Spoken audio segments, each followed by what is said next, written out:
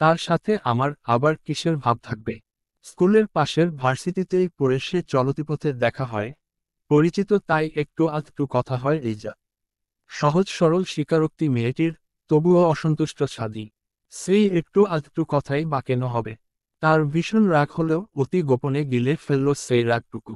কেবল থমথমের রাশভারী গলায় সুথাল, next time তার সাথে কথা বলা তো দূর, তার আশেপাশেও যেন না দেখি তোকে। এটা আমার সাবধানতার বাণী নয়, আমার আদেশ। তুই এখনো অনেক ছোট, আমি চাই না তুই আমার রাগের তোপের মুখে পড়িস। Show careful. চারদিকে মাগরিবের আজান পড়েছে কিছুক্ষণ আগেই। বিন্দু সালাত আদায় করে পড়তে বসেছে মায়ে। যতদিন যাচ্ছে ততই পরীক্ষা নিকটে ঘনিয়ে আসছে। প্রিপারেশন ভালো থাকলেও কি টেনশন দূর হয়? রুহি মুড়ি চানাচুর মেখে নিয়ে এসে বসল। এখন এই মুড়ি চিবাতে চিবাতে পড়ার সাথে গিলবে। এমনিতেই একটু পড়ার পর তার বিরক্ত ধরে যায়, পড়া চোর হলে যা হয় আর কি। আজকে যেহেতু রুহি স্কুলে যায়নি তাই বিন্দু সেগুলো বুঝিয়ে দিচ্ছে। বেশ কিছুক্ষণ খুব মনোযোগ দিয়ে পড়ল রুহি, তারপর বিরক্তে আড়মোড়া ভাঙল। চোখ টিপ টিপ করে তাকালো বিন্দু, কপাল কুঁচকে বলল, শেষ। বিন্দুর অর্ধেক কথা শুনে হৃদয় কুৎকিত হল রুহির। কি শেষ? পড়ালেখা শেষ? তুই পড় বাপু, আমার দ্বারা এর চেয়ে বেশি আর হবে না। ভীষণ খিদে পেয়েছে বুঝলি, নিচে গিয়ে কিছু খেয়ে আসি। রুহির কথায় চোখ বড় বড় হলো বিন্দুর। এই না এক বাটি মুড়ি চানাচুর খেলি, এর মধ্যেই ভীষণ খিদে পেয়ে গেল। আমি একা খেয়েছি, তুই যে হাঁসের মতো গিললি তার নাম নেই না। কপট রাগ দেখিয়ে বলল রুহি। বিন্দু চোরা চোখে চাইল। পড়ার তালে তালে অর্ধেকটা সেই খেয়ে ফেলেছে।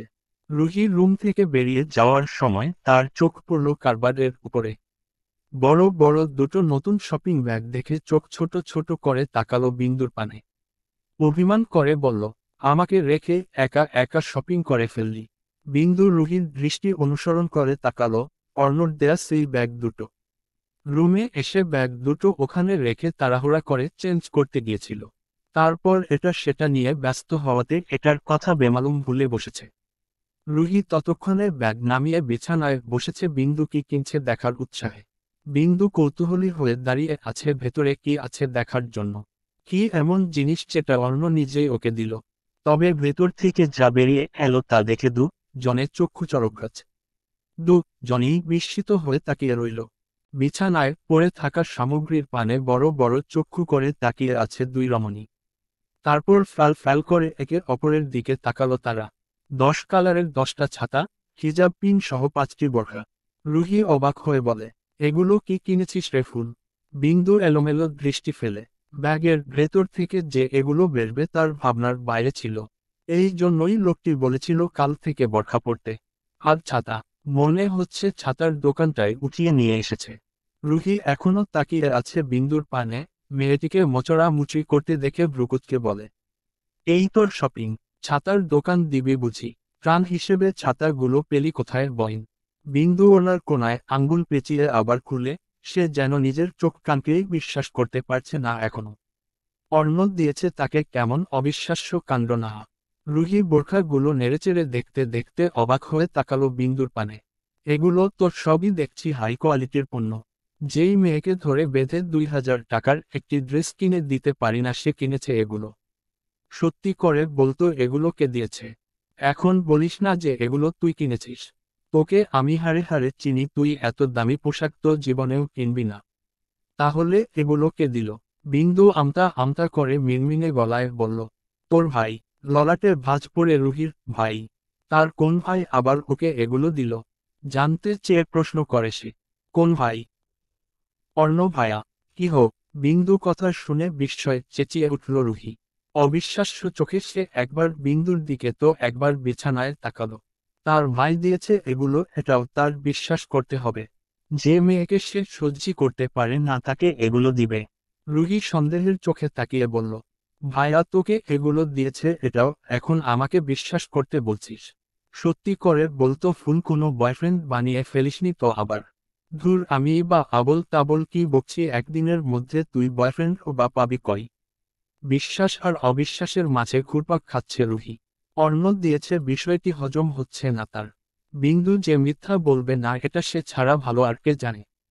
মেয়েটি কৌতূহলী গলায় বলে উঠল, ঘটনাটা কি? খুললে বলতো ফুল। আমি নিজেই সত্যি কিছু বুঝতে পারছি না, তোকে কি বলবো। আজকে ড্রাইভার আঙ্কেল না থাকায় তার সাথে আসা যাওয়া করতে হয়েছে। তখন সে ব্যাগ দুটো হাতে ধরিয়ে দিয়ে মোটা মোটা গলায় বলল, কাল থেকে প্রতিদিন বোরখা হিজাব পরে স্কুলে যাবি। তারপর মেয়েটি সবটাই খুলে বলল রুহিকে। রুহি তো অবাকের চরম পর্যায়ে, ফ্যাল ফ্যাল করে তাকিয়ে সব শোনে। অতপর বিস্ময় প্রকাশ করে বলে, থামো থামো বইন, বিষয়টা একটু হজম করতে দে। যেই মানুষটা তোকে দেখতেই পারে না, দেখলেই দূর দূর করে, সেই নিজে তোকে এসব দিল। বিষয়টা কেমন ইমেজিং না। ভাবুক বিন্দু গভীর ভাবনায় ডুবে যায়।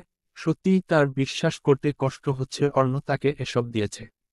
আচ্ছা, বোরখা নাহ পর্দা করে চলার জন্য দিয়েছে, কিন্তু এতগুলো ছাতা কোন কাজে দিল? রুহি গালে হাত দিয়ে হৃদয় কুচকিত করে বলে, সবই নাহ বুঝলাম, কিন্তু বাড়িতে এত ছাতা থাকতে তোকে ছাতা কেন দিল? তাও আবার এতগুলো ছাতা। ভাবুক বিন্দু মাথা চুলকে বলল, আমি কি জানি, আমার তো কিছুই মাথায় ঢুকছে না। না মমো আসবো। পোশাক ভাঁজ করে আলমারিতে তুলে রাখছিলেন হেনা খান। মেয়ের ডাকে বললেন, আয়। গটগট করে ভেতরে প্রবেশ করল মিথিলা। তার পরনে রয়েছে চকলেট কালারের শার্ট আর কালো জিন্স। শার্টের প্রথম দুটি বোতাম খোলা, দরুন ফর্সা বক্ষবিভাজের খাঁজ স্পষ্ট। মিথিলা ভেতরে ঢুকতেই হেনা খান বিরক্ত কণ্ঠে বলে, তোকে কতবার বলেছি না এসব ড্রেস পরবি না। এই ড্রেস তো তুমি কিনে দিয়েছ মামা। ইভেন এগুলোই আমি লন্ডনের রেগুলার পরি, তাহলে এখন কেন বারণ করছো পড়তে? মেয়ের কথায় আরও বিরক্ত হলো হেনা খান। মেয়েটাকে বোঝায় এক, সে বোঝে আরেক। সে রাগী কণ্ঠে বলে, গাধার বাচ্চা, এটা কি তোর লন্ডন? এ বাড়িতে এগুলো কেউ পরে? তার থেকেও বড় কথা, অর্ণ এসব ড্রেস পছন্দ করে না। তার ভাবমূর্তি দেখে বুঝতে পারছিস না? মায়ের কথায় ঠোঁট ফোলায় মিথিলা, ন্যাকামি করে বলে, বকছ কেন মামু? তাহলে কি পরব? রুহি আর ওই মেয়েটির মতো সালোয়ার কামিজ পরবি? নাক সিটকায় মিথিলা, ওসব গায়া ড্রেস আমি পারতে পারবো না। যার জন্য তোমার কাছে এসেছি, আমাদের বিয়ে নিয়ে তুমি কখন মামার সাথে কথা বলবে? দেখি কি করা যায়। শুনেছি অর্ণ নাকি অনেক দিনের ছুটিতে এসেছে, ভাবছি এই ফাঁকেই কাজটা সেরে ফেলতে। তোর বাবার সাথে কথা বলেছি, হয়তো কালকের মধ্যেই চলে আসবে দেশে। আগে সে আসুক, তারপর দেখি। রুমে পরে পরে ফোন না টিপে অর্ণর আশেপাশে থাকতে পারিস না। মায়ের ধমক খেয়ে গাল ফুলিয়ে বলে মিথিলা, ও তো আমাকে পাত্তাই দিচ্ছে না। আমি সুন্দরী কম কিসে যে একবার ফিরেও তাকায় না পর্যন্ত। ও তো ছোটবেলা থেকে একরোখা জেদি। তুই তো কোনো চেষ্টাই করিস না, পাত্তা পাবি কি করে?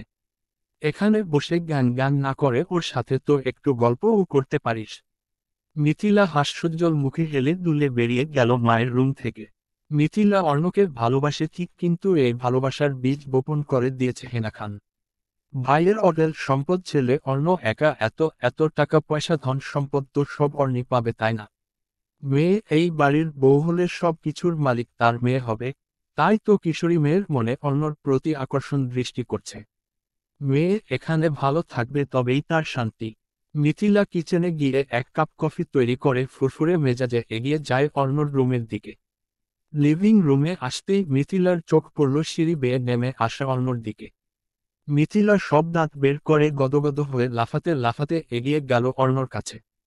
সে মনে মনে একটু শয়তানি বুদ্ধি করে এমন ভাব করল যেন সে পড়ে যাওয়া ধরবে আর অর্ণ তাকে আগলে নিবে। মনে মনে হাসে সে, ইস্কি রোমান্টিক একটা সিন। মিথিলা অর্ণর গায়ে পড়তে নিলেই অর্ণ নিজের পদচরণ পরিবর্তন করে। তারপর তারপর যা হবার সেটাই হলো। মিথিলা মুখ থুবড়ে পড়ল সিঁড়ির ওপর। হাতের মুঠোয় থাকা কফিটা ছিটকে এসে পড়ে তার মসৃণ মুখশ্রীতে। সঙ্গে সঙ্গেই তার আর্তচিৎকারে কেঁপে উঠল পুরো শেখ বাড়ি। যে যার রুম থেকে হন্তদন্ত হয়ে ছুটে এলো নিচে। মিথিলার মুখ গলা অধিকাংশই পুড়ে গেছে। হেনা খান গুনগুন করে কাঁদছে, ইস্তার মেয়েটির সুন্দর মুখখানা নষ্ট হয়ে গেল। বিন্দু ছিল ওয়াশরুমে, ওড়নাটি বুকের উপর দিয়ে কাঁধের দুপাশে ফেলে রেখে কেবলমাত্র মুখে পানি দিয়েছে। আকস্মিক মিথিলার বাড়ি কাঁপানো চিৎকার শুনে চমকে উঠে ছুট লাগালো নিচে। রুম থেকে বেরিয়ে হন্তদন্ত হয়ে ছুটে যাওয়া ধরে নিচে। তবে সিঁড়ির কাছাকাছি পৌঁছাবার আগেই কেউ পেছনে থেকে ডেকে উঠল, স্টপ! আকস্মিক অর্ণর গম্ভীর কণ্ঠস্বর শুনে হকচকিয়ে গেল বিন্দু। তার চলমান ব্যস্ত গতি থমকায় তৎক্ষণাৎ। সহসাই ঘাড় ঘুরিয়ে তাকায়। অর্ণব দুহাত পকেট করে শিরদাঁড়া সোজা করে শটান হয়ে দাঁড়িয়ে আছে। অর্ণব পুনরায় গম্ভীর গলায় সুথাল, কাউম টু মি। ললাটে ভাঁজ পড়ে বিন্দুর, লোকটি আবার তার কাছে কেন ডাকছে তাকে। সে একবার সিঁড়ির দিকে তাকিয়ে আবার অর্ণর দিকে তাকালো। চোখ মুখে তার প্রশ্নের মহাজোট। নিচে কি হয়েছে জানা বা দেখার ইচ্ছাটা দমিয়ে পিলপিল পায়ে হেঁটে যায় অর্ণর দিকে, কেননা তাকে উপেক্ষা করে চলে যাবার সাহস তার নেই। বিন্দু আন্ত মাথায় অর্ণর থেকে দূরত্ব বজায় রেখে দাঁড়ালো। বিন্দুর পুরো শরীরে তীক্ষ্ণ দৃষ্টি বুলিয়ে অর্ণর রাশভারী গম্ভীর গলায় সুথাল। রুমে যা। চৌকিতে তাকালো মেয়েটি। রুমে যা মানে কি? লোকটি এই অযথা কথা বলতেই তাকে ডেকেছে। মেয়েটি বোধহয় বিরক্ত হলো। বিরক্ত প্রকাশ করার এত সাহস কই তার? ফাঁকা ঢোক গিলে বিন্দু সাহস সঞ্চয় করে তাকালো অর্ণর দিকে কাঁপা কাঁপা গলায় বলে, ক কে ন। অর্ণ তীক্ষ্ণ দৃষ্টিতে তাকিয়ে দাঁতে দাঁত চেপে গম্ভীর তিরিক্ষি গলায় বলল, ড্রেস আপের কমন সেন্স নেই। Are you stupid. কালারের সাথে কালার মিলিয়ে পড়ার সেন্সটুকুও নেই। রুমে যা ননসেন্স। হৃদয়ের কুচকে এলো বিন্দুর। সে পূর্ণ দৃষ্টিতে নিজেকে অবকলন করল। না, কোনো ভুল নেই তো। গোলাপি রঙের কামিজের সাথে ম্যাচিং সালোয়ার ওড়না। আর এই লোক কি আবল তাবল বকছে। ললাটে ভাঁজ পড়ে মেয়েটির রাত কানা নাকি লোকটি। এবার একটু বেশি বিরক্ত বোধ করে বিন্দু সে পা বাড়িয়ে চলে যেতে ধরে বলল, পরে যাব, নিচে একটু কাজে আছো। এলিক্সেস ডট। যদি পা দুটোই ভেঙে দেই যেতে পারবি। বিন্দুর কথা শেষ হবার আগেই দাঁত দাঁত চেপে চিবিয়ে চিবিয়ে বলল অর্ণ। অর্ণর ঠান্ডা শীতল হুমকিতে সর্বাঙ্গ কেঁপে উঠল মেয়েটির। তার পা যুগল কম্পন সৃষ্টি হয়ে জমিনে আটকে গেল সঙ্গে সঙ্গেই। আশ্চর্য, লোকটি এমন করছে কেন? বিন্দু কাঁদো কাঁদো গলায় বলে, এমন করছেন কেন ভায়া? মিথিলা আপুর চিৎকার শুনলাম। একটু দেখে আসি না কি হলো মিথিলা আপুর। অর্ণ তখনও দুহাত পকেট গুজে শিরদাঁড়া সোজা করে শটান হয়ে দাঁড়িয়ে রয়েছে। তার বাজের ন্যায় দৃষ্টি মেয়েটির দিকেই, চোয়াল কঠিন। অর্ণর এমন দৃষ্টি দেখে বিন্দু এলোমেলো দৃষ্টি ফেলে আর্স্ট হয়ে মিলিয়ে যায়। অর্ণকে উপেক্ষা করে যেতেও পারছে না আর না কথা বাড়ানোর সাহস পাচ্ছে। কেবল কাচুমাচু মুখে দাঁড়িয়ে রইল। অর্ণ শান্ত গলায় সুথাল, not at all, no more word. Go from here. একদমই না, কোনো কথা নয়। এখান থেকে যাও। বিন্দু নড়ল না। সব সময় লোকটির কথা কেন শুনতে হবে? নিচে নিশ্চয়ই গুরুতর কিছু হয়েছে। নয়তো মিথিলা ওভাবে চিৎকার করল কেন? বিন্দু এখনো অস্পষ্ট শুনতে পাচ্ছে মিথিলার কান্নার আওয়াজ।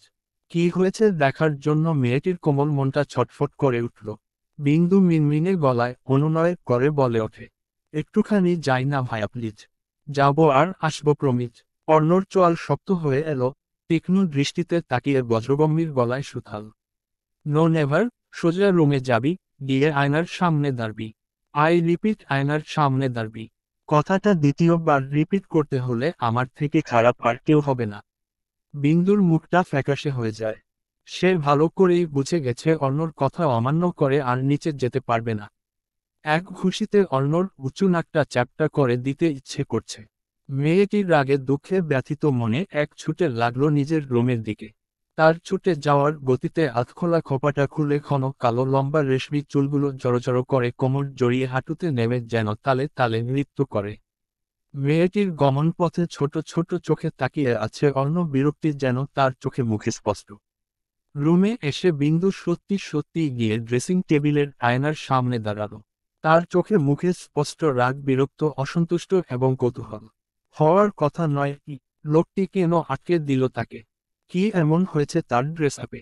মেয়েটি ফ্যাল ফ্যাল করে তাকিয়ে রইল সামনের আয়নাতে। কাচের স্বচ্ছ আয়নাতে তার মেয়ালি অবয়ব স্পষ্ট। তার চোখ জোড়া কুঁচকে আছে বিরক্তে। কই কি এমন হয়েছে যে তাকে আয়নার সামনে দাঁড়াতে বলেছে? বড্ড অনীহা নিয়েই তাকালো নিজের অবয়বের পানে। আচমকা বিন্দুর চোখ বড় বড় হয়ে এলো। লাজে মুখশ্রী লালচে আভায় ছড়িয়ে পড়ল। ফর্সা কাঁধের উপর স্পষ্ট কালো রঙের চিকন ফিতা। গোলাপি রঙের কামিজের সাথে একদম জলজল করছে। কান গরম হয়ে গেল মেয়েটির। ইচ্ছে করছে মাটি ফাঁক করে ঢুকে যেতে, তবে যদি একটু লজ্জা কমে। ইস, এত লজ্জা কোথায় রাখবে সে? এই জন্যই অর্ণ তাকে নিচে যেতে বারণ করছে আর সে কি না কি বুঝেছে। বিন্দু নিজের রুম ব্যতীত কখনোই গা মাথার কাপড় ফেলে না। হঠাৎ মিথিলার বজ্র চিৎকারে ওয়াশরুম থেকে ওভাবে ছুটে গিয়েছে, দরুন নিজের দিকে খেয়াল করেনি। যদিও বুকে ওড়না আছে, জামার পেছনের ফিতে খুলে আছে, যেটা বেখেয়ালে বিন্দু উপলব্ধি করতে পারেনি। বিন্দুর সর্বাঙ্গ লজ্জায় কুকড়ে গেল, কম্পিত হলো তনুমন। এতক্ষণ এভাবে অর্ণর সামনে ছিল ভেবে শিহরিত হলো। তখন এভাবে যদি নিচে চলে যেত। লাজুক বিন্দু যেন একা একাই লাজে মিলিয়ে যায়। সেই রাতে ভুলেও আর রুম থেকে বেরল না বেচারি। বড় ভাই নিশ্চয় বিষয়টি মুখে বলতে পারেনি, তাই বলছে আয়নায় নিজেকে দেখতে। এই মুখ নিয়ে কিভাবে অর্ণর সামনে পড়বে? চক্ষুলজ্জায় ঘরেই খাপটি মেরে রিল মেয়েটি। মিথিলাকে তাৎক্ষণিক হসপিটালে নিয়ে এসেছে। সঙ্গে আছে সাজজাদ রেজা, হেনা খান, অভি আর মীরা। মিথিলার পুরো মুখটা লাল থকথকে হয়ে গেছে। গলায় বড় বড় ফোস্কা পড়েছে। হেনা খান গুনগুন করে কাঁদছে, মিথিলার এই অবস্থার জন্য সে দায়ী নয় কি? মিথিলার পোড়া স্থানের জ্বালাপোড়াটা এখন একটু কমেছে। মেডিসিন লাগিয়ে রাখা পুরো গলায় মুখে। ডক্টর জানিয়েছে মুখের পোড়া দাগ ভ্যানিশ হয়ে যাবে, তবে একটু সময় লাগবে। মিথিলাকে নিয়ে বাসায় ফিরল রাত প্রায় 10টার দিকে। মিথিলা কারোর সাথে কথা বলা তো দূর, মুখটাও দেখাতে নারাজ। সারাদিন রূপচর্চা করা মুখশ্রীর বেহাল দশা, এই মুখ কিছুতেই দেখাতে পারবে না সে। তাই তো রাগে দুঃখে বাড়িতে এসে ডোর আটকে দিয়েছে। ছাদের কিনারায় রেলিংয়ে ভর করে নিকোটিনের ধোয়া কুণ্ডলি পাকিয়ে উড়িয়ে দিচ্ছে দুই যুবক। এটা তাদের অভ্যাস নয়। ছুটিতে এসে ভালো না লাগলেই একটু আধটু টানে। হয়তো খেয়ে এটার মজা টেস্ট করে। কি আছে এতে? ধোয়া ছাড়া আর কি? এই ধোয়া কতই না মজা করে খায় পুরুষ। অর্ণর আঙুলের ফাঁকে সিগারেট গোজা, যেটা একটু পর পর টমাটোর ওষ্ঠদয় স্থান পাচ্ছে। অর্ণর ধূসর নেত্র অদূরে ওই দূর আকাশে। আকাশটা মেঘে ঢাকা। কে জানে, হয়তো আবার বৃষ্টি নামার পায়তারা করছে। সাদি অর্ণর দিকে তাকিয়ে থমথমে গলায় বলল, এটা তুই ইচ্ছে করেই করছিস তাই না? কোনটি? অর্ণ আকাশের পানে চেয়ে ভাবলেশহীন গম্ভীর গলায় সুথাল। সাদি বিরক্ত হয়ে বলল, হেয়ালি করবি না অর্ণ, তুই চাইলেই ওকে ধরতে পারতি। তুই ইচ্ছে করেই সরে গেছিস তাই না? মেয়েটি তোকে ভালোবাসে অর্ণ, তুই বাসিস না ইস্যুকে। ও তো তোর বোন ও হয় তাই না? বা তোর এত বড় ক্ষতিটা কেন করলি তুই? অর্ণ নিরুত্তর, হাতের মুঠোয় সিগারেটের বাকি অংশটুকু বুটের তলায় পিষে ফেলল। এই মুহূর্তে বড্ড পাংশে আর বিরক্তির লাগছে এটা। সাদিকে উপেক্ষা সে বড় বড় পা ফেলে এগিয়ে গেল ছাদ হতে নেমে যাওয়ার উদ্দেশ্য।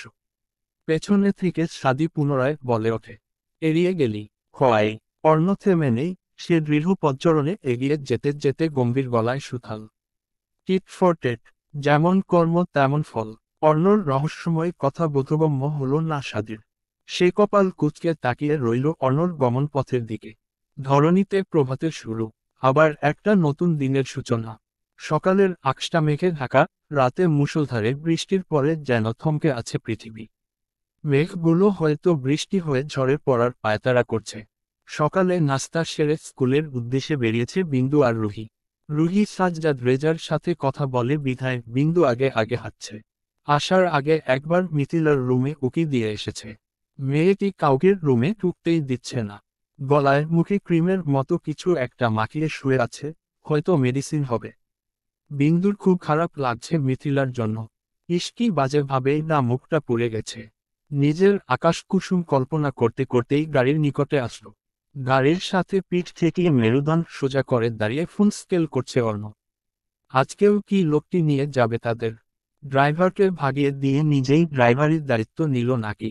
বিন্দু পেছনে ফিরে তাকায় না, রুহির টিকিটও দেখা যাচ্ছে না। বিন্দু বিরক্ত হলো, এতক্ষণ লাগে কথা বলতে। সে কি গাড়িতে উঠে বসবে, নাকি এগিয়ে গিয়ে দেখবে? বোরখার করিতর। নিজের আকাশকুসুম কল্পনার অবসান ঘটে অর্ণর গম্ভীর কণ্ঠস্বরে। অর্ণর দৃষ্টি তখনও ফোনের দিকে। অবাক হলো বিন্দু, লোকটি বুঝল কি করে যে সে এসেছে। হকচকায় বিন্দু পূর্ণ দৃষ্টিতে তাকালো নিজের দিকে। তার চিমছাম গতরে আকাশী রঙের স্কুল ইউনিফর্ম, সাদা সালোয়ার, মাথায় সাদা হিজাব। অর্ণ ফোনটা পকেট পুরে তীক্ষ্ণ দৃষ্টিতে তাকালো বিন্দুর পানে দাঁড়িয়ে।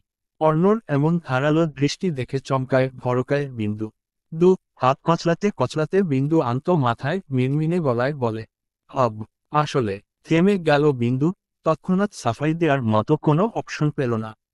অর্ণর দেয়া জিনিস সে ব্যবহার করবে না, এটা বলার সৎ সাহস আছে নাকি তার? তাছাড়া গতরাতের কথা মনে পড়তেই লজ্জায় মুখ নামিয়ে আনল। অর্ণ এক পা ফেলে এগিয়ে গেল বিন্দুর কাছে।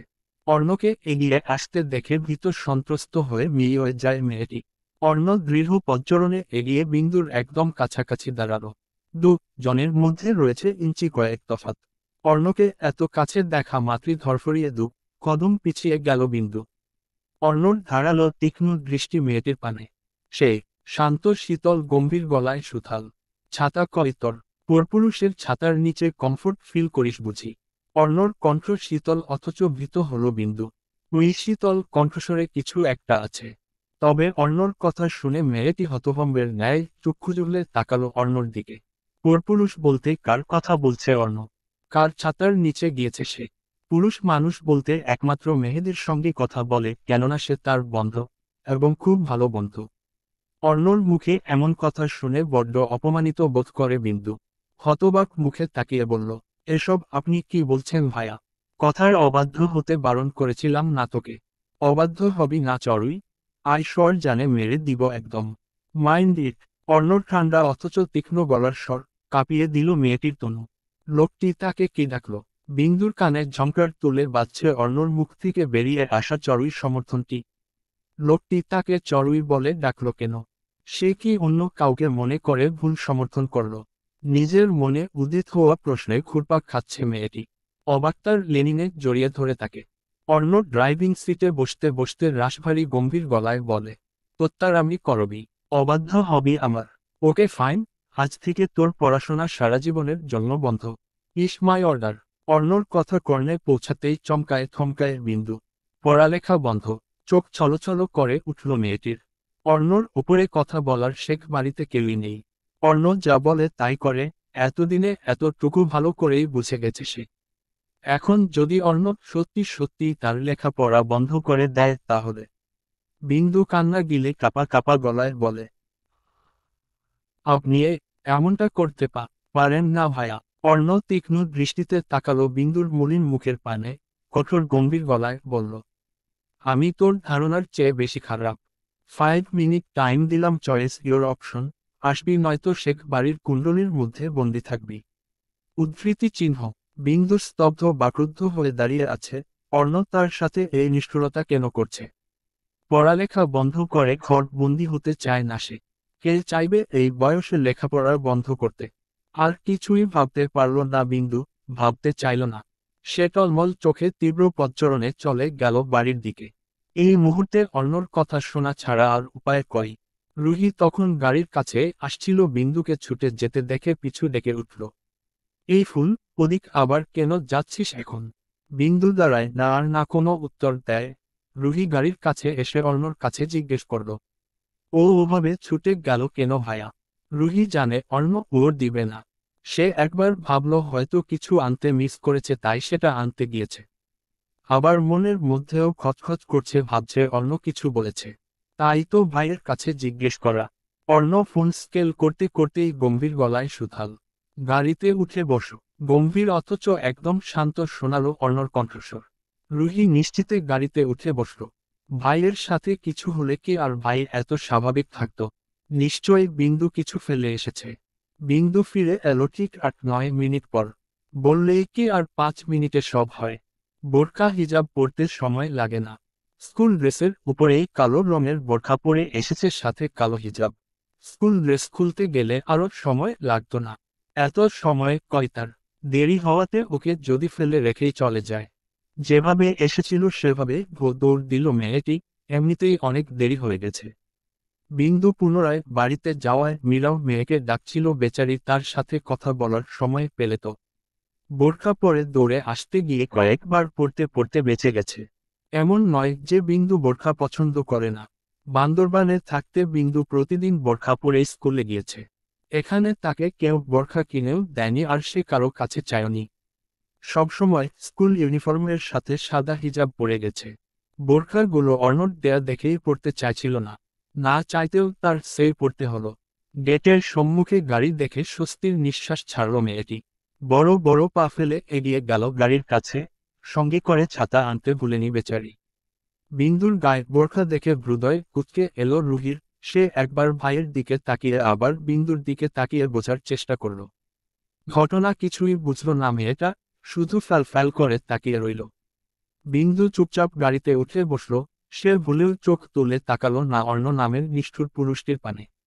বেচারির মুখটা চুপসে এতটুকু হয়ে আছে। অর্ণব তীক্ষ্ণ দৃষ্টিতে এড়ালো না কিছুই।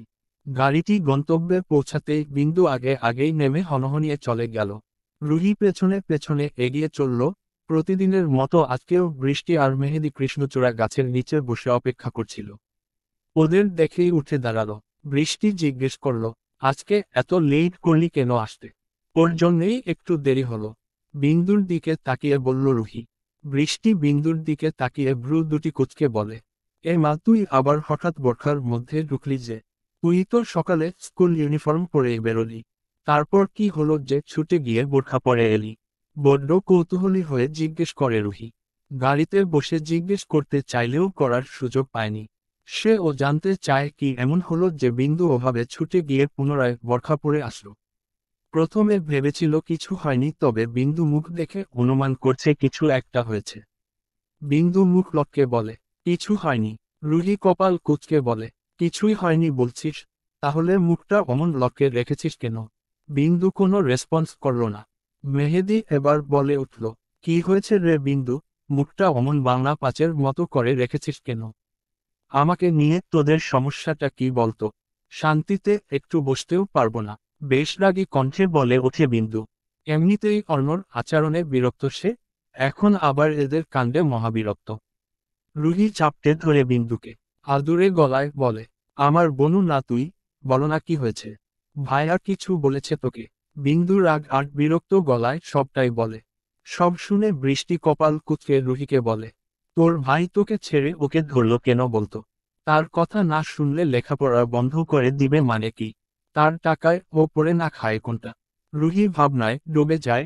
অর্ণ সামান্য কারণে এমন কথা বলেছে, কিন্তু কেন? বছর দুয়েক আগে তাকেও বোরখা পরে চলাফেরা করতে বলেছিল। রুহি বলেছে সে বোরখা পরে কমফোর্ট ফিল করে না। তারপর আর জোর করেনি আর না বকেছে। তাহলে বিন্দুর সাথে এমনটা করার মানে কি? মেহেদি এতক্ষণ তাকিয়ে ছিল বিন্দুর দিকে। মেয়েটি মুখখানা লটকিয়ে রেখেছে। বোরখা আর হিজাবের সৌন্দর্য বৃদ্ধি পেয়েছে, স্নিগ্ধ লাগছে। জোরপূর্বক চোখ সরিয়ে নিল সে, রুহির দিকে তাকিয়ে বলল, আচ্ছা রুহি, তোর ভাই তোদের ছেলে বন্ধু থাকাটা অপছন্দ করে? সে কি আমার সাথে বন্ধুত্ব করছিস বলে অসন্তুষ্ট? আরে না, এমন কিছু হলে ভাইয়া আমাকে বলতো না। রুহির কথা শুনে গভীর চিন্তায় পড়ে গেল মেহেদি। তাহলে অর্ণব পরপুরুষ বলতে কার কথা বলেছে? তার জানা মতে কি সে শিওর বিন্দু সে ছাড়া কোনো ছেলের সঙ্গেই কথাবার্তা বলে না? তাহলে কি বোঝালো সে? ক্লাসের সময় হয়ে গেছে। বিন্দু ক্লাসের দিকে যেতে যেতে বলল, ক্লাস শুরু হবে আয়। শুক্রবার সকাল 8:15। শেখ বাড়ির বয়োজ্যেষ্ঠরা লিভিং রুমে অবস্থান করেছেন। দেখেই মনে হচ্ছে কোনো গুরুত্বপূর্ণ বিষয় আলাপ আলোচনা করছেন। বাড়িতে নতুন মুখের আগমন উপস্থিত, রাসেল খান, হেনা খানের হাসবেন্ড। ভদ্রলোক মেয়ের অ্যাক্সিডেন্টের খবর পেয়েই অদূরে ওই লন্ডন থেকে ছুটে এসেছেন গতকাল রাতেই। কিচেনে ঝুমার রুটি বেলছে আর বিন্দু হালকা আছে এপিঠ উপিঠ করে ভাজছে। যদিও ঝুমা বিন্দুকে বারণ করছে, তবে মীরা বসে কথা বলছে দেখে বিন্দু জোর করেই হাতে হাতে এগিয়ে দিচ্ছে। ঝুমা শেষ রুটিটা বেলতে বেলতেই বলে, রুটি তো বানানো হয়েছেই গেছে, তুমি একটা কাজ করো, চা বানিয়ে তাদের দিয়ে আসো। দেখে তো মনে হচ্ছে গুরুত্বপূর্ণ কোনো আলোচনা করছে, নাস্তা করতে দেরি করবে। ততক্ষণে চা খাক, সাথে কিছু ফ্রুটসও দিয়ে আইসো। বিন্দু মাথা নেড়ে চুলায় চা বসিয়ে দিয়ে ফল হাতে বটি নিয়ে বসল মেঝেতে। এখানে এসেছে বহুদিন, তবুও ছুরি দিয়ে কাটাকাটি করাটা রপ্ত করতে পারেনি বেচারি। মেয়েটি ঝটপট কিছু ফ্রুটস কেটে চা করে চলল লিভিং রুমে। লিভিং রুমে তখন হেনা খান, রাসেল খান, মীরা আর সাজজাদ রেজা। বিন্দু প্রথমে একটি কাপ এগিয়ে দিল সাজজাদ রেজার সামনে, মৃদু গলায় বলল, আপনার চা। সাজজাদ রেজা হাসল, কতদিন পেরিয়ে গেল, অথচ মেয়েটার দ্বিধা দ্বন্দ্ব আর গেল না। আজও থমকে আছে একটা নাম সমর্থনে। সাজজাদ রেজা এতে রাগ করে না, সে চায় বিন্দু ভালো থাকুক, নিরাপদ থাকুক, ডাকা না ডাকায় কি আসে যায়। সে হাত বাড়িয়ে চা নিতে নিতে বলল, আপনি কষ্ট করে আনতে গেলেন কেন আম্মু? ঝুমা কোথায়? সকাল সকাল একটু পড়তে বসলে ও তো পারতেন। হাতে গোনা দিন আছে, এক্সাম খেয়াল আছে। বিন্দু মীরার হাতে চায়ের কাপ ধরিয়ে দিতে দিতে বলল, হ্যাঁ হ্যাঁ, খুব ভালো করেই মনে আছে। ছুটির দিনেও পড়তে কার ভালো লাগে বলুন তো? কতক্ষণ আর ঘরে বসে থাকা যায়? তাছাড়া জুমা আপায় চা করে দিয়েছে, আমি শুধু নিয়ে এসেছি। সাজ্জাদ রেজা পুনরায় হাসল বিন্দুর কথা শুনে। সে প্রথম চুমুকেই বুঝতে পারছে এই চাকে বানিয়েছে। মেয়েটি চা খুব ভালো বানায়, তার এত পছন্দের চা আর সে ধরতে পারবে না। সাজ্জাদ রেজা মেয়েদের কিছু করতে দেখলে খুবই বকাবকি করে, তাই তো বিন্দু মিথ্যা বলেছে জুমাকে বোকা খাওয়ার হাত থেকে রক্ষা করতে। তবে সাজ্জাদ রেজা যে তার হাতের স্বাদ অনুভব করতে পারে মেয়েটি কি তা জানে। বিন্দু একে একে সবার হাতে চায়ের কাপ তুলে দিল। রাসেল খান ললাটে ভাঁজ করে তাকিয়ে আছে। শেখ বাড়িতে লাস্ট এসেছে 2 বছর আগে, তখন তো এই মেয়েটিকে দেখেনি। এই মেয়ে। বুদ্ধিমান রাসেল খান প্রথমেই বুঝতে পারে বিন্দু কোনো কাজের মেয়ে নয়, কেননা সাজ্জাদ রেজার ব্যবহার আর মীরার চোখ মুখে সেটা প্রকাশ পাচ্ছে। এছাড়াও মেয়েটির মুখের আদলের সাথে মীরার চেহারার বেশ মিল আছে। মীরার একটা মেয়ে আছে, এটা রাসেল খানের অজানা নয়। তবুও বিষয়টি নিশ্চিত হতে তিনি কৌতূহল গলায় বললেন, এই মেয়েটিকে তো ঠিক চিনলাম না রেজা ভাই। সাজ্জাদ রেজা চা খেতে খেতে খুব স্বাভাবিকভাবেই বলল, আমাদের আর একটা মেয়ে নাজিবা বিন্দু, তোমার সাথে পরিচয় করিয়ে দেওয়ার সুযোগ পেলাম কই। বিন্দু আম্মু এদিকে আসুন তো একটু। সবাইকে চা দিয়ে বিন্দু চলে যেতে ধরলে পিছু ডাকে সাজ্জাদ রেজা। বিন্দু ধীরগতিতে গিয়ে দাঁড়ালো সাজ্জাদ রেজার সামনে। তিনি গম্ভীর গলায় বলেন, এইটা হচ্ছে আপনার ফুপা, অভির বাবা। গতকাল রাতে এসেছে, আপনি ঘুমিয়েছিলেন তাই পরিচয় হয়নি। ফুপাকে সালাম দিন আম্মু। সাজ্জাদ রেজার কথা শুনে বিন্দু মৃদু গলায় বলল, আসসালামু আলাইকুম। ওয়ালাইকুমুস সালাম। কেমন আছেন আম্মু? চমৎকার হেসে বলল রাসেল খান। বিন্দু পুনরায় মৃদু গলায় বলল, জি ভালো। আপনি ভালো আছেন? আলহামদুলিল্লাহ, আল্লাহ পাক ভালোই রেখেছে। টুকটাক কথা হলো দুজনের। হেনা খান স্বামীর ওপর বড্ড বিরক্ত। এই ছোটলোক মেয়েটির সাথে এত কথা কিসের তার? তার মেয়েটা মুখ লুকিয়ে ঘরে পড়ে আছে, আর এই আশ্রিতা মেয়েটি সারা বাড়ি মাথায় করে ঘুরঘুর করছে। এ যেন কিছুতেই মানতে নারাজ তিনি, তবুও স্বামীর জন্য দাঁতে দাঁত চেপে বসে রইল। বিন্দু কিচেনে যাওয়ার সময় সামনে পড়ল অভি। অভি আলতো করে কপালে হাত বুলাতে বুলাতে বলল, ডোন্ট মাইন্ড, 1 কাপ কফি করে দিতে পারবেন বিন্দু? সকাল সকাল মাথাটা খুব ব্যথা করছে। আপনি বসুন ভাইয়া, আমি নিয়ে আসছি। মৃদু গলায় বলে বিন্দু এগিয়ে গেল কিচেনে। একটু পরেই কফি হাতে বিন্দু ফিরে এলো আবার। অভি ডাইনিং টেবিলে বসে আছে। সকাল সকাল মাথাটা ধরে আছে। ধরবে না ছেলেটির যে প্রায় রাতে জেগে জেগেই কাটে। ইচ্ছা ছিল একটু ঘুমাবে, তা আর হলো কই। তার একজন কাছের বন্ধু আসবে, তাকে এয়ারপোর্টে রিসিভ করতে যেতে হবে। বসে বসে মাথাটা মাসাজ করে সে। অভিকে ভাবনায় ডুবে থাকতে দেখে বিন্দু মৃদু গলায় বলল, আপনার কফি ভাইয়া। কফির কাপ নিতে নিতে অভি হালকা হেসে বলে, ধন্যবাদ, কফিটার খুব দরকার ছিল। আপনি কফি খুব ভালো বানান বিন্দু। আই হোপ এবার মাথা ব্যথাটা লেজ গুটিয়ে পালাবে। আমি তো আপনার অনেক ছোট ভাইয়া, আপনি আমাকে আপনি আপনি কেন করেন? কিছুটা অবাক কিছুটা কৌতূহলী গলায় বলে উঠল বিন্দু। অভি কফিতে চুমুক দিয়ে বলল, কাউকে সম্মান দিয়ে কথা বললে ক্ষতি কি? সমর্থনে কি আসে যায়? মন থেকে রেসপেক্ট করাটাই তো মেন, তাই না? আপনি কি রাগ করেন বিন্দু? অভির কথার সঙ্গে সঙ্গে বিন্দু তড়িঘড়ি করে বলে উঠল, না না, তেমন কিছু না। আসলে আপনার বয়সী কেউ আমাকে আপনি করে বলো না তো, তাই আর কি। অভি পুনরায় কফিতে ছিপ দিয়ে বলে, আপনি, তুমি, তুই, তে কিছু নেই বিন্দু। রেসপেক্ট, স্নেহ, লাভ এগুলো আগে ম্যাটার করে। তাছাড়া আপনাকে আমার খুব ভালো লাগে, তাই আপনাকে আপনি করে ডাকি। বিন্দু একটু বিব্রত বোধ করে, যদিও বিন্দু জানে এই ভালো লাগা সেই ভালো লাগা নয়। অভি বিয়ে করেছিল কোনো একটা কারণে, বউ মারা গেছে। সেই থেকেই অভি এমন চুপচাপ স্বভাবের হয়ে গেছে। অভি নিজের মৃত্যু স্ত্রীকে এখনো বড্ড ভালোবাসে। সবটাই সে শুনেছে রুহির কাছে। বিন্দুর বেশ খারাপ লাগে, অবাকও হয় অভিকে দেখে। কতটা ভালোবাসলে তার মৃত্যুর পরও এতটা ভালোবাসা যায়? বিন্দু সহজ সরল গলায় বলে, ফুফু আর আপুর থেকে আপনি একদম আলাদা ভাইয়া। কথাখানা বলে জিভ কাটল মেয়েটি। নিজের বোকামির জন্য নিজেকেই নিজে বকল। ইস, তুই কি বোকা রে বিন্দু, শেষে মায়ের দোষ ছেলের কাছেই বললি। বিন্দু আমতা আমতা করে বলল, সরি ভাইয়া, আসলে আসলে মুখ ফুসকে সত্যিটা বেরিয়ে এসেছে তাই তো। লজ্জা পেল মেয়েটি। আন্ত মাথাটা কাত করে বোঝালো সত্যিই মুখ ফুসকে বেরিয়ে এসেছে। অভি মেয়েটির সরলতা দেখে হাসল।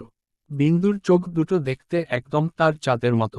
মাঝে মাঝে সে থমকে যায় বিন্দুর চোখ দেখলে। ছেলেটির ভেতর থেকে দীর্ঘশ্বাস বেরিয়ে এলো, যেটা সে অতি গোপনে গিলে ফেলল। থমথমে গলায় বলল, আপনি কিছু ভুল বলেন নি বিন্দু। আমি নিজেও মাঝে মাঝে বুঝতে পারি না তাদের ডিমান্ড কি, কিসের অভাব তাদের, কেন তারা এমন। আমার মা বোন কেন এত স্বার্থপর। কথা বলতে গিয়ে গলা ধরে এলো অভির, যেন কোনো কষ্ট গিলে ফেলার প্রয়াস চালাচ্ছে। বিন্দু যেন অনুভব করে সামনে বসা পুরুষটির বুকে অনেক কষ্ট চেপে রাখা, যেটা সে সব সময় ধামাচাপা দিতে চায়। হঠাৎ বিন্দুর নেত্র পড়ল সিঁড়ি বেয়ে নেমে আসা অন্যর দিকে। সুঠামদেহী গায়ে কালো শার্ট, কালো জিন্স প্যান্ট, পায়ে লেদার শুজ, স্বভাব সুলভ গম্ভীর মুখ, চোয়াল কঠিন তীক্ষ্ণ দৃষ্টি তার দিকেই। দৃঢ় পদক্ষেপে এগিয়ে আসছে সিঁড়ি ভেঙে। অর্ণর এমন ধারালো দৃষ্টি দেখে ভড়কে গেল বিন্দু। চটজলদি চোখ সরিয়ে কেটে পড়ল কিচেনে। লোকটার সামনে থাকা মানেই নিজের পায়ে নিজে কোড়াল মারা। অর্ণকে দেখেই রাসেল খান ডাকল, হি ইয়ং ম্যান কাম। অর্ণ গম্ভীর পদচারণায় এগিয়ে গিয়ে বিপরীত সাইডের সোফায় বসল। হেনা খান সবার অগোচরে স্বামীকে খোঁচা দিলেন। রাসেল খান নড়ে চড়ে উঠে বললেন, তোমার সাথে আমার কিছু কথা ছিল, বলতে পারো, কিছু চাওয়ার ছিল। শিওর, গম্ভীর গলায় বলল অর্ণ। রাসেল খান পুনরায় বললেন, তুমি তো জানো আমার জীবনের প্রথম প্রয়েটি আমার মিথিলা আর অভি। তারা যখন যেটা চেয়েছে আমি দেওয়ার চেষ্টা করেছি। আজকে আমার মেয়ে আমার কাছে কিছু চেয়েছে, সে তোমাকে চেয়েছে। আমি আমার মিথিলার জন্য তোমাকে চাই অর্ণ, এই বিষয়ে তুমি কি বলবে। এমন অনাকাঙ্ক্ষিত কথা শুনে ও অর্ণর মুখবিবরে কোনো পরিবর্তন দেখা গেল না। শান্ত গম্ভীর মুখে বসে রইল, যেন সে আগে থেকেই প্রস্তুত ছিল এটা শোনার। অর্ণকে নীরব দেখে হেনা খান চিন্তায় পড়ে গেল। তিনি অর্ণর দিল নরম করার জন্য কাঁদো কাঁদো গলায় বলল, তুই না করিস না বাবা, আমার মিথিলা তোকে সেই নাবালিকা বয়স থেকে ভালোবাসে। তুই বলতেই মেয়েটি আমার পাগল। তুই ছাড়া আমার মিথিলা পাগল হয়ে যাবে বাবা। অর্ণর মাঝে কোনো হেলদেল দেখা গেল না। পুরো লিভিং রুম যেন নিস্তব্ধতা বিরাজ করছে, ঝিমিয়ে পড়েছে কলহের চলমান। বিন্দু এতক্ষণ কান খাড়া করে শুনছিল সবার কথা। মিথিলা অর্ণকে ভালোবাসে এটা শুনে বেশ অবাক হয়েছে। তাও আবার সেই শশী বসয়ে থেকে ভাবা যায়। বিন্দু কান পেতে রইল অর্ণর ওর শোনার জন্য। মারিদের পাতে নাস্তা দিতে দিতে ফিসফিস করে বলল সে, এই দুটোর বিয়ে হলে আমি যে কি খুশি হব ভাইয়া। যেমন বর তেমনি বউ, দু জনেরই নাক এক হাত উঁচু। এরা মিলবে ভালোই। মারিদ কেবলমাত্র এসেছে। লিভিং রুমে ফ্যামিলি আলোচনা চলছে দেখে সোজা ডাইনিং টেবিলে বসছে। সোজা এখানে এসেছে বললেও ভুল হবে, বিন্দু হাতের ইশারায় ডেকেছে, নয়তো বাহিরেই ওয়েট করত। বিন্দুর কথা শুনে ছেলেটির চোখে বড় বড় হলো। অবিশ্বাস্য গলায় বলল, অর্ণর বিয়ে হলে আপনি খুশি হবেন ভাবি। বিন্দু মাথা নেড়ে পুনরায় বলে ওঠে, উইনাক উঁচু মিথিলার সাথে হলে খুশি হব। মারিদ ভোতা মুখে বসে রইল। মেয়েটির ও বাকি দোষ। বেচারি তো জানেই না সে অর্ণর বিবাহিত স্ত্রী। যদি জানত তাহলে কি স্বামীর বিয়ের কথা শুনে এত স্বাভাবিক থাকত। স্বামীর দ্বিতীয় বিয়ের কথা শুনে হাঙ্গামা করত না। সে বিড়বিড় করে বলল, পৃথিবীতে আপনি এই একমাত্র নারী যে কিনা স্বামীর বিয়ে দিয়ে সতীন আনার জন্য উঠে পড়ে লেগেছেন। তাও আবার যেই সেই সতীন নয়, একেবারে সাক্ষাৎ ডাইনি সতীন। বিন্দু শুনতে পেল না মারিদের কথা। তার কান তো লিভিং রুমে। ঠিক তখনই নিস্তব্ধতা ভেঙে বেজে উঠল অর্ণর গম্ভীর কণ্ঠস্বর, মিথিলা আমার বোনের বাইরে, তাকে নিয়ে কিছু ভাবা আমার পক্ষে সম্ভব নয়। হেনা খান ছটফট করে উঠল, এভাবে বলিস না বাবা, আমার মেয়েটা তোকে ছাড়া বাঁচবে না। ও যদি শুনে তুই ওকে বিয়ে করবি বলে রিজেক্ট করছিস, নিজের ক্ষতি করতে 2 মিনিটও ভাববে না। তুই সময় নে, ভেবে দেখ। ঠান্ডা মাথায় ভেবে দেখলে দোষ কি, মিথিলা খুব ভালো মেয়ে, তুই সুখী হবি দেখিস। হেনা খানের কথা শুনে অর্ণ তীক্ষ্ণ দৃষ্টিতে তাকালো। বাঁকা হেসে বলল, ওকে আপনার থেকে ভালো আর কে কন্ট্রোল করতে পারে ফুপি। যেভাবে কনভেনশন করেছেন আশা করি সেভাবেই সামলে নিবেন। ভুল মানুষের প্রতি আকৃষ্ট হয়েছে, একটু তো কষ্ট পেতেই হবে, তাই নয় কি। বড্ড বোকামি করলেন ফুপি। হেনা খান ঘাবড়ে গেল অর্ণর রহস্যময় কথা শুনে। অর্ণ কি জেনে গেছে মিথিলাকে সেই উস্কে দিয়েছে। রাসেল খান অতঃশত দোষগুণ খুঁজল নামের। মেয়ে কেঁদে কেটে বাবার কাছে অর্ণকে চেয়েছে। বাবা হিসেবে তার উচিত নয় মেয়ের আবদার পূরণ করা। তাছাড়া মেয়ে তো আর অযোগ্য কাউকে ভালোবাসেনি। অর্ণকে তার ব্যক্তিগতভাবে বেশ ভালো লাগে, ছেলেটি খুব সম্মান করে তাকে। তিনি থমথমে গলায় বলে ওঠে, অর্ণ একবার ভেবে দেখলে হতো না। অর্ণ উঠে সিনা টানটান করে দাঁড়ালো। হাতের কবজিতে চেপে থাকা কালো বেল্টের ঘড়ির দিকে তাকিয়ে বজ্রগম্ভীর গলায় সুথাল। আই রেসপেক্ট ইউ, যথেষ্ট সম্মান করি আপনাকে। আমি চাই না আপনি কোনো অযাচিত কথা বলুন। Because not interest. I hope এই চ্যাপ্টার আজ এখানেই শেষ হয়ে যাবে। নিজের বলিটুকু ছেড়েই বড় বড় পা ফেলে বেরিয়ে গেল বাড়ি থেকে। ততক্ষণে মারিদের খাওয়া শেষে ও পেছনে পেছনে বেরিয়ে গেল। হেনা খান মনে মনে ফুঁসে উঠল। রাসেল খানের এরপর আর কথা বলার অবকাশ থাকল কই। জোর করে কি স্বামী স্ত্রীর মতো সম্পর্ক জড়ানো যায়? সাজ্জাদ রেজা শুরু থেকেই চুপ ছিল। এই বয়সে ছেলের জারি খাবার রিস্ক নিতে চাইল না ভদ্রলোক। ছেলে যে মিথিলাকে পছন্দ করে না তার বিহেভিয়ার দেখে বোঝা যায়, সেখানে সে জোর করত কিভাবে? তাছাড়া জোর করলেই কি অন্য শুনত? তারা যে যার মতো উঠে চলে গেল। শুধু ডাইনিং টেবিলে মুখ কুঁচকে দাঁড়িয়ে আছে বিন্দু। ভাবল কি আর হালায় করল কি? Direct red cell. একটুর জন্য বিয়েটা নাকের ডগা দিয়ে ভেসে গেল। বেচারি মিথিলার জন্য বেশ খারাপ লাগছে। মানুষটা খারাপ অহংকারী হতে পারে, ভালোবাসা তো খারাপ নয়। বিন্দু অর্ণর শূন্য গমন পানে চেয়ে ভেঙচি বিড়বিড় করে বলল, শালা নিরামিষ নিম পাতার বড়ি, তোর কপালে জীবনেও বউ জুটবে না দেখিস। গুনগুন করে গান গাইতে গাইতে রুম হতে বেরোয় রুহি। ঠেলে দুলি নিচে চলল খাবার খাওয়ার উদ্দেশ্যে। মেয়েটি যখন মনের সুখে নাচতে নাচতে চলছিল ঠিক তখনই তার চুলের জুটিতে টান পড়ল। আকস্মিক চুলে তীব্র টান পড়তেই চেঁচিয়ে উঠল মেয়েটি, অসাধুর বাচ্চা! মেয়েটির যেন জানে এই কাজ কার হতে পারে। রুহির চুল ধরে আস্তে আস্তে নিজের কাছে টেনে আনে সাদি। একেবারে কাছে, যতটা কাছে থাকলে দুজন দুজনের নিঃশ্বাস অনুভব করতে পারে। সাদিকে এত কাছে দেখে ভড়কে যায়, রুহি সরে যাবার জন্য ছটফট করে। সাদির এক হাত এখনো রুহির চুলে, অন্য হাত প্যান্টের মধ্যে পুরে রাখা। রুহির অস্বস্তি লেলিন মুখ পানে চেয়ে। গম্ভীর গলায় সুথাল, আসাদুর বাচ্চা কি? হ্যাঁ, বলবি বাবুর বাবা? রুহি হাসফাস করে বলে, সরুন প্লিজ। সাদি বাধ্য ছেলের মতো বাঁধন হালকা করে দিল, তবু ছেড়ে দিল না। রুহি দু পা পিছিয়ে গেল। সাদির হাত থেকে নিজের চুল ছাড়াতে ছাড়াতে রাগী কণ্ঠে বলল, চুল ছাড়ুন অসভ্য লোক। কি সমস্যা কি? চুল ধরে টানাটানি করছেন কেন? সাদির হৃদয়ে কুঁচকে এলো। এই মাত্র না মেয়েটি তুতলিয়ে কথা বলল। ছাড়া পেতেই অমনি গলা বড় হয়ে গেল। সাদি ঠোঁট চেপে হেসে বলে, আমি অসভ্যতামি করলে তুই নিজেকে হাতড়ে ও খুঁজে পাবি না রে হাঁপানি রুগী। সাদির কথার গভীরতা জানতে চাইল না রুহি। আর না, তার মাথায় ঢুকছে না। সে চুল ছাড়িয়ে নিতে চেষ্টা করে বলল, উফফ, চুল ছাড়ুন তো। অশ্লীল শব্দ করিস কেন বেয়াদব? থমথমে খেয়ে তাজ্জব বনে যায় মেয়েটি। সে আর অশ্লীল? ছি! চোখ কুঁচকে তাকালো মেয়েটির রাগী কণ্ঠে বলল, অশ্লীল আপনি, আধ পাগল লোক। ছাড়ুন। সাদি ফের কাছে টেনে আনে মেয়েটিকে। একদম নিজের বুকের সাথে চেপে ধরে। পকেট থেকে হাত বের করে রাখে রুহির কোমল ওষ্ঠপুটে। বৃদ্ধা আঙ্গুল দিয়ে মেয়েটির ঠোঁটে সাইন করতে করতে বলল, অশ্লীল কাকে বলে জানিস হাঁপানি রুগী? সাদির গলাটা নেশাক্ত শোনালো। সাদির এমন স্পর্শ শিউরে উঠল রুহি। থরথর করে উঠল গোটা তনুমন। রুহির শিরদাঁড়া বেয়ে গড়িয়ে নামতে লাগলো কলকলে এক চোট শীতল স্রোত। ভীত সন্ত্রস্ত তাকালো সাদির দিকে। সাদি আগে থেকেই তাকিয়েছিল, চোখাচোখি হলো দুজনের। সাদির দৃষ্টি দেখে আরো ভীত হয় মেয়েটি। কি আছে ওই চোখে? বুঝতে পারছে না সে। সাদি রুহির এক গালে 4 আঙ্গুল রেখে অন্য গালে বৃদ্ধা আঙ্গুল রেখে চাপ প্রয়োগ করতেই রুহি ঠোঁটজোড়া পুঁটি মাছের ন্যায় গোল হয়ে গেল। সাদি নিজের মুখটা নামিয়ে আনল মেয়েটার মুখ বরাবর। এতে যেন অন্তরাত্মা কেঁপে উঠল রুহিরও। নড়াচড়া ভুলে জমে যায় নিজ স্থানে। সাদি মৃদু ফু দিল মেয়েটার ঠোঁটে। থমকায় রুহি। সাদি পুনরায় মৃদু ফু দিল মেয়েটার ঠোঁটে, ভাজে নেশা নেশা গলায় বলে, একবার অশ্লীল হওয়ায় দেখাই যান। যান। রুহির চোখ দুটো কপালে উঠল। হাঁসের ডিমের ন্যায় বড় বড় চক্ষুদয় করে চায় সাদির দিকে। কাঁপা কাঁপা গলায় বলে, কি বলছেন সাদ ভাই?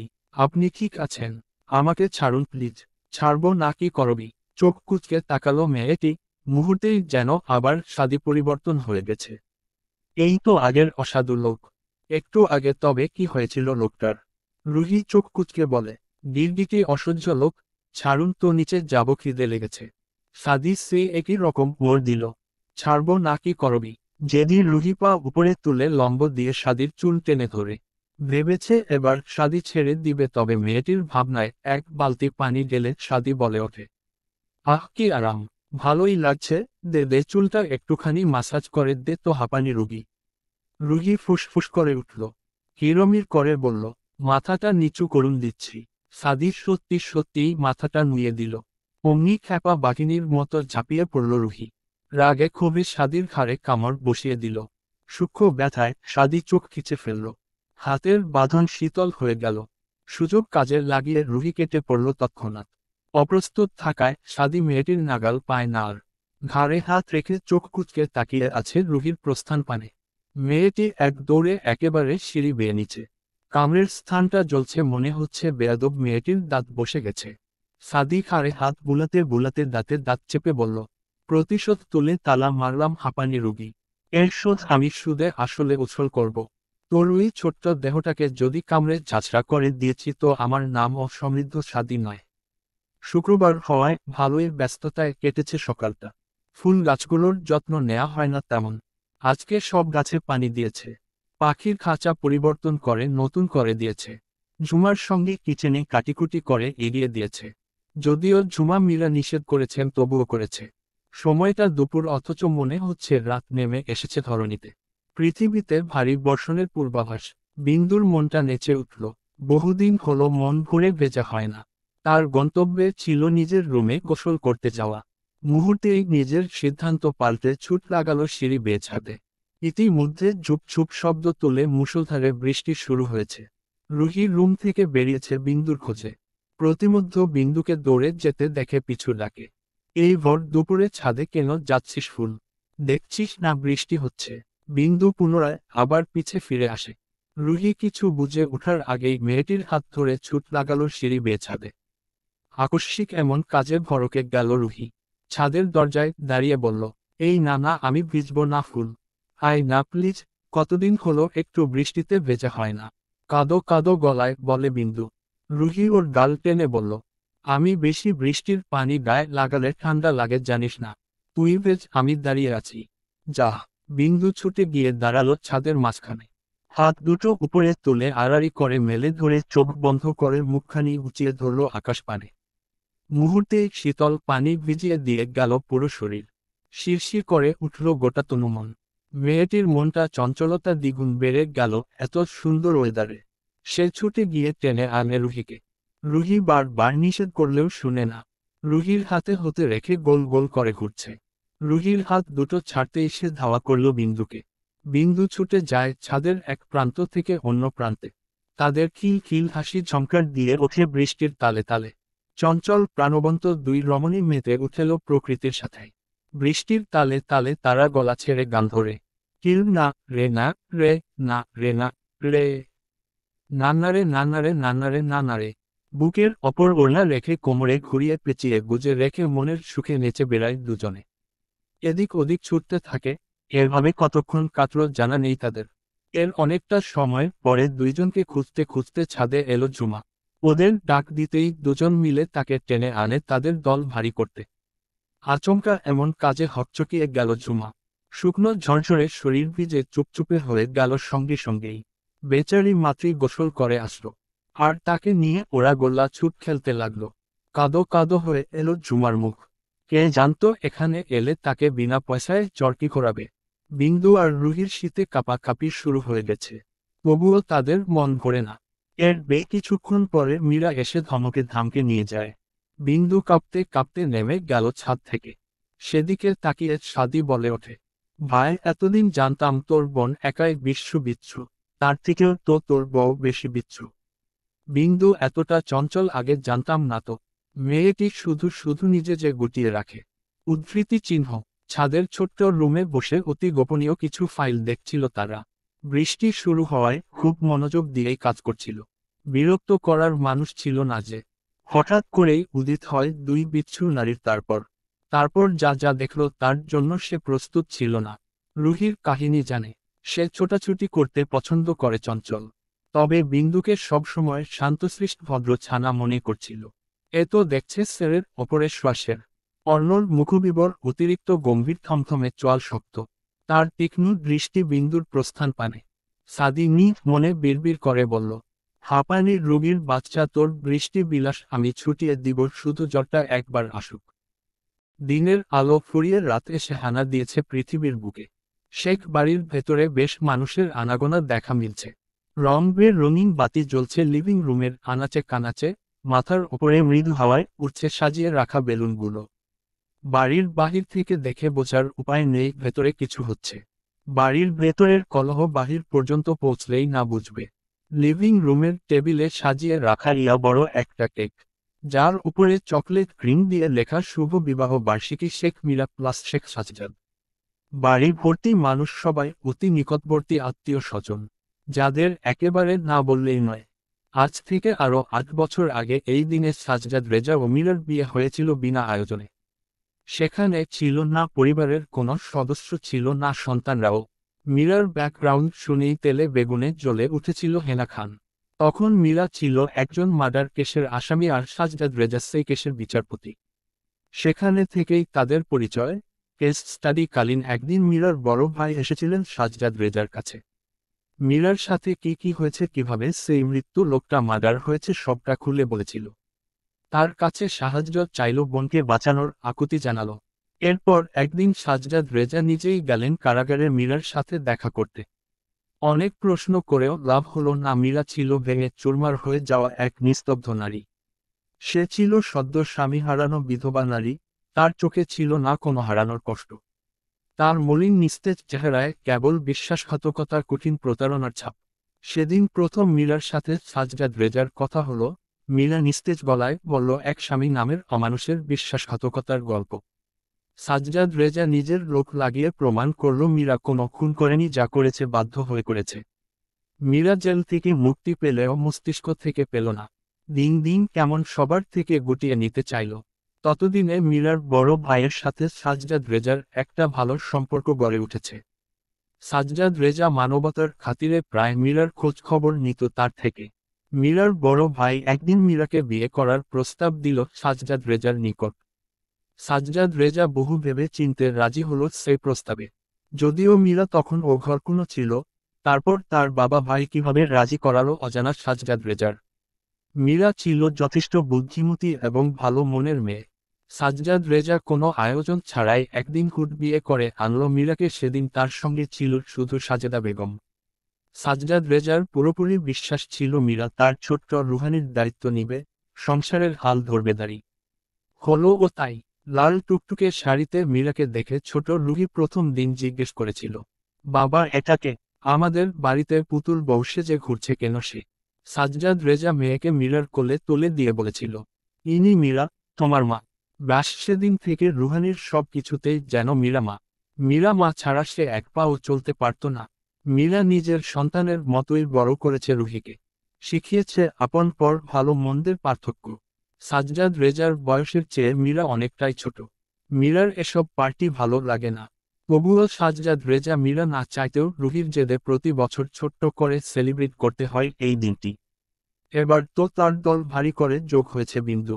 রুহির রুমে এসে দেখে বিন্দু আলমারি হাতের জামা কাপড় বের করছে। রুহির রুমে ঢুকতে ঢুকতে বলল, কি খুঁজছিস ফুল? মা বলল চেঞ্জ করতে। কি পরি বলতো? গাউন পরব নাকি সালোয়ার কামিজ পরব বুঝতে পারছি না। ওগুলো ছাড় আর এদিকে আয়। রুহির কথা শুনে বিন্দু ঘাড় ঘুরিয়ে তাকায়। রুহি তার হাতের শাড়ি দেখিয়ে বলল, মীরা মায়ের ঘর থেকে শাড়ি নিয়ে এসেছি, একটা তোর আর একটা আমার, কোনটা পরবি তুই? বিন্দুর শাড়ি দেখে চোখ কুঁচকে বলে, নো ওয়ে, আমি শাড়ি টাড়ি পরতে পারবো না। তুই শাড়ি পর, আমি রোজি রঙের গাউনটা পরব। বেচারি বিন্দু প্রায় 5 মিনিট ধরে দাঁড়িয়ে আছে অর্ণর দরজার সম্মুখে। দ্বিধা দ্বন্দ্ব ভুগছে মেয়েটি। এই রুমে ঢোকার অপরাধে তার সাথে কতটা খারাপ হয়েছিল সে ভুলবে কি করে? কাউকে দেখছেও না সাহায্যের জন্য। বিন্দু দ্বিধা দ্বন্দ্ব গিলে কম্পিত হাত রাখল দরজার ওপরে। ঠুক ঠুক করে 2-3 বার নক করে, কিন্তু ওপাশ থেকে কোনো রেসপন্স পাওয়া যায় না। বিন্দুর আগে বিরক্তিতে সজোরে আরও 2-3 বার নক করল। ফলাফল সেই শূন্য। তার কি ফিরে যাওয়া উচিত? সে কি ফিরে যাবে? কিন্তু ফুপি তো বলল এটা খুবই গুরুত্বপূর্ণ জিনিস। বিন্দুর আগে দুঃখে দরজার সাথে মাথা ঠুকে। প্রথমবার ঠুকার পর যেই না দ্বিতীয়বার পুনরায় ঠুকতে যাবে অমনি দরজাটা খুলে গেল। অপ্রস্তুত থাকায় নিজের ব্যালেন্স হারিয়ে হুমড়ি খেয়ে পড়ল রুমের মধ্যে। বিন্দু ভেবেছে তার মুখটা এবার ভোঁতা হয়ে গেল, কিন্তু নিজেকে কোনো শক্ত বাঁধনে অনুভব করতেই ফট করে চোখ মেলে তাকালো মেয়েটি। সঙ্গে সঙ্গেই মেয়েটির অন্তরাত্মা কেঁপে উঠল। শার্টবিহীন উন্মুক্ত বলিষ্ঠ বুক অর্ণর, পরনে শুধু একটা কালো ট্রাউজার। মাথার চুলগুলো লেপ্টে আছে কপালে, ফোঁটা ফোঁটা জলের কোনা পড়ে চুল বেয়ে। দেখেই মনে হচ্ছে মায়ে গোসল করে বেরিয়েছে। অর্ণর শীতল উদাম বুকের সাথে লেপ্টে আছে বিন্দু। অর্ণর এক হাত মেয়েটির শাড়ি ভেদ করে মেধিন মসৃণ উন্মুক্ত কোমরে, অন্য হাত পকেট গোজা। নিজের অবস্থান আবিষ্কার করে চমকায় থমকায় বিন্দু। পুনরায় চমকায় নিজের হাত অর্ণর উন্মুক্ত বুকে দেখে। আকস্মিক পড়ে যাওয়ায় নিজের ব্যালেন্স রাখতে হয়তো হাতখানা চলে গেছে অর্ণর বুকে। ফট করে হাত সরিয়ে নিল বিন্দু, ছটফট করে উঠল নিজেকে ছাড়াতে। অর্ণর মাঝে ছেড়ে দেবার তারা দেখা গেল না বিন্দুমাত্র। তার শক্ত বাঁধন এখনো বিন্দুর কোমর জড়িয়ে। শরীরে অর্ণর স্পর্শ পেতেই থরথরিয়ে কাঁপতে লাগলো বিন্দু। অর্ণব স্পষ্ট অনুভব করে মেয়েটির দৃশ্যমান কম্পন। বিন্দু কাঁপা কাঁপা গলায় কোনো রকম বলে ওঠে, ভাই আচ্ছা, ছাড়ু না আমাকে। মেয়েটির কথা তার কানে আদৌ গিয়েছে। অর্ণ তীক্ষ্ণ দৃষ্টি বুলায় বিন্দুর পুরো শরীরে। বিন্দু আর্স্ত হয়ে এলোমেলো দৃষ্টি ফেলে নিজেকে ছাড়াতে বৃথা চেষ্টা করতে করতে পুনরায় কম্পিত গলায় মিনমিন করে বলল, আপনার নজর ভালো না ভায়া। অর্ণ যেন মজা পেল, সে ঠোঁট কামড়ে হাসল। বিন্দুর কোমর পেঁচিয়ে ধরে আরো কাছে টেনে নিল। বিন্দু যেন পুনরায় চমকাল। অর্ণ নিজের মুখটা নামিয়ে আনলো মেয়েটার মুখ বরাবর, ভারিকি গলায় বলল, তাহলে বারবার আমার কাছে আসিস কেন? ইচ্ছে করেই আসিস তাই না? তোকে বলছি না আমার থেকে দূরে দূরে থাকবি, বাই এনি চান্স তুই চাস আমি তোর দিকে খারাপ দৃষ্টি দেই? অর্ণর কথা শুনে জাস্ট বাক্রুদ্ধ বিন্দু। কি বলছে এসব সে? টলমল করে উঠল বিন্দুর ডাগর ডাগর আঁখি পল্লব। নিজের কোমরে থাকা অর্ণর হাত সরিয়ে দিতে চেয়ে বলে, এসব আপনি কি বলছেন ভাইয়া? ভাই বোন আমরা এসব ভাবাও পাপ। প্লিজ হাত সরান, ছাড়ুন আমাকে। অর্ণর ভ্রুযুগল কুঁচকে এলো বিন্দুর কথা শুনে, যেন কোনো বিরক্তির কথা শুনল। তার শক্ত হাতের বাঁধন আরো দৃঢ় ও অটুট হল। বিন্দুর ছটফটে ভাব বাড়ে, নিজেকে ছাড়াতে বৃথা চেষ্টা করে। অর্ণ নির্লিপ্ততা ভঙ্গিতে পকেট থেকে হাত বের করে রাখে মেয়েটির লিপস্টিক লাগানো ওষ্ঠপুটে। সর্বাঙ্গ কেঁপে উঠল বিন্দুর। অর্ণ খুবই স্বাভাবিক শান্ত গম্ভীর মুখশ্রী। সে তার বৃদ্ধা আঙ্গুল দ্বারা বিন্দুর ঠোঁটের লিপস্টিক আলতো চাপে মুছতে মুছতে শীতল গম্ভীর গলায় সুথাল, শাড়ি পরেছিস কেন? তোর মায়ের ম্যারেজ ডে, তোর বিয়ে নয়। আজকের পর থেকে ঠোঁটে যেন লিপস্টিক না দেখি। এতটাই শীতল স্বাভাবিক গলায় বলল যেন খুব সাধারণ কিছু হচ্ছে এখানে। তার বৃদ্ধা আঙ্গুল এখনো চলমান বিন্দুর ঠোঁটের ভাঁজে। লিপস্টিক মুছে ফেলার প্রয়াস। নিঃশ্বাস নিতে ভুলে গেল বিন্দু, থরথর করে কাঁপছে তার নাজুক দেখানা। অর্ণর ভ্রুযুগল পড়ল বিন্দুর বক্ষবিভাজের ওপরে কালচে দাগের উপর দাড়ি। সেদিনের পোড়া দাগ শুকিয়ে দাগ থেকে গেছে এখনো। অর্ণ তর্জনী ছুঁয়ে দিল সেখানে, অপ্রত্যাশিত স্পর্শে শিউরে উঠল বিন্দু দাড়ি। চোখ ফেটে মসৃণ গালদয়ে বেয়ে পড়ল তপ্তাশ্রু। বিন্দু ও সুষিপ্ত নয়নে তাকিয়ে অসহায় ভেঙ্গুর গলায় বলল, আল্লাহর দোহাই লাগে আমাকে ছেড়ে দিন ভায়া। আমি কথা দিচ্ছি আর কোনো দিন ও আপনার সামনে আসব না। দয়া করে হাত সরিয়ে ফেলুন, ছেড়ে দিন আমাকে, নয়তো আমি মরে যাব। বলতে বলতেই ডুকরে কেঁদে উঠল বিন্দু। লজ্জায় ঘৃণায় মরে যাচ্ছে সে। ভাই হয়ে অর্ণ এসব কেন করছে তার সাথে? কি করে? অর্ণর এমন স্পর্শ মানতে পারছে না সে। অর্ণ হাত বিন্দুর শাড়ি গলিয়ে উন্মুক্ত কটিদেশে একই স্থানে আটকে আছে। অর্ণ কি শুনল মেয়েটির আকুতি? তার কর্ণ কি স্পর্শ করেছে এক লজ্জিত নারীর কান্না? মেয়েটির চুল থেকে অসম্ভব সুন্দর একটা ঘ্রাণ আসছে। অর্ণ আস্তে আস্তে তার মুখটা নামিয়ে আনল এবং হুট করেই মেয়েটার ঘাড়ে মুখ বুজে দিয়ে চোখ বন্ধ করে লম্বা শ্বাস টানল। বিন্দু নড়াচড়া ভুলে বরফের ন্যায় জমে যায় জায়গায়। নিঃশ্বাস ফেলতেই ভুলে গেল সে। আতঙ্কের ছাপ মেয়েটির মুখশ্রীতে স্পষ্ট। মেয়েটির নরম তনুমন যেন নিতে পারে না এটা। থরথর করতে করতেই ঢলে পড়ল অর্ণর উন্মুক্ত সুঠামদেহী বুকে। অর্ণ যেন বিরক্ত হলো এতে। কাজের মাঝে ডিস্টার্ব করা তার বরাবরই অপছন্দের। সেই মেয়েটির নেতিয়ে পড়া নাজুক ছোট্ট শরীরটা বুকের সাথে চেপে ধরল। পুনরায় মুখ ডুবিয়ে দিল বিন্দুর ঘাড়ে, ভ্যাম্পায়ারের মতো নিজের দত্ত বসিয়ে দিল বিন্দুর গ্রীবাদেশে। অচেতন বিন্দু যেন কেঁপে উঠল এতে। অর্ণ বিন্দুর মুখশ্রীতে তীক্ষ্ণ দৃষ্টিতে তাকিয়ে সুথাল। স্টুপিড! অর্ণ রুমের দরজা খুলতেই মারিদ আর সাদি ভড়কে গেল। তারা এতক্ষণ দরজায় কানখাড়া করে আড়ি পেতেছিল। তারা এসেছিল অর্ণর কাছে, ভেতরে বিন্দুর কণ্ঠস্বর শুনতে পেয়ে অবাক হলেও কৌতূহল হয়ে দরজায় কান পেতে দাঁড়িয়েছিল। অর্ণ আচমকা দরজা খুলতেই হকচকিয়ে গেল দুজন। পালানোর পথটুকুও পেল না আর। অর্ণ বেরোতেই মারিদ ছোট ছোট চোখে তাকিয়ে বলল, শেষ। মারিদের কথা শুনে হৃদয়ে কুঁচকে এলো অর্ণর। সে গম্ভীর গলায় জিজ্ঞেস করল, হোয়াট? কি আবার বাসর? বউ মানিস না করে জিকির করলি, আর যেই না বউকে একা পেলি অমনি বাসর সেরে ফেললি। অর্ণ বিরক্ত হয়ে পাশ কাটিয়ে চলে যেতে চাইল। সাদি বাধা দিয়ে বলল, ভেতরে এতক্ষণ কি করেছিস অর্ণ? বিন্দু তোর রুমে কেন? চল আবার রিপিট করে দেখাই কি করে এসেছি। দাঁতে দাঁত চেপে চিবিয়ে চিবিয়ে বলল অর্ণ। সাদি সন্দেহের চোখে তাকিয়ে বলল, তুই কি ওকে মেনে নিয়েছিস অর্ণ? ও এখনো অনেক ছোট অর্ণ, ওর সাথে জোরজবরদস্তি করাটা ঠিক হবে? অর্ণ ওদের কথার জবাব দিল না। সে গম্ভীর দৃঢ় পদক্ষেপে এগিয়ে গেল সিঁড়ির কাছে। অর্ণর এমন ব্যবহারে অবাক হলো না মারিদ আর সাদি। তারা অভ্যস্ত অর্ণর এমন আচরণে। দুজনে একে অপরের দিকে তাকিয়ে ঠোঁট চেপে হেসে ফেলল। অর্ণ তাদের বন্ধু, তারা একটু হলেও পড়তে পারে অর্ণর মন। অর্ণ যে মেয়েটিকে সবার চক্ষু আড়াল করে রাখতে চাইছে ডের বুঝতে পারছে না। শেষ পর্যন্ত শেখ নফিল অর্ণ পিছলা খেয়ে পড়েই গেল কারো প্রেমে। আসলেই কি তাই? অর্ণ চায় বিন্দুকে। কি হবে এই সম্পর্কের ভবিষ্যৎ? দুজন ভিন্ন মেরুর মধ্যে মিলন ঘটবে।